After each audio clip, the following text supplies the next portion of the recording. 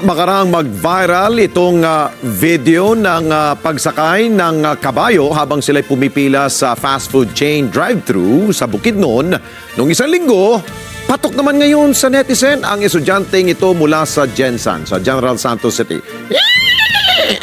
Ayon sa komento ng netizen, papasok sa paaralan pa lang ang estudyanteng ito. At sa halip sumakay ng tricycle, abay gumamit na lamang siya ng kabayo. Why not? Nakapaglaman na first-year college student pala sa kursong Bachelor of Science in Agriculture ang estudyante at mula sa kanyang boarding house sa Yumang Street, Barangay Lagaw ay sumakay siya ng kabayo. Ayun, ang bilis oh. Ay, Silver! Nagpa siya ang estudyante na magkabayo na lamang. Bigla kasing tumaas ang pasahe sa tricycle dahil sa pagtaas ang presyo ng produktong petrolyo. Magaling rin siya magsakay. Ano ha? Magtatali lang niya. Parang cowboy siya. Ayun.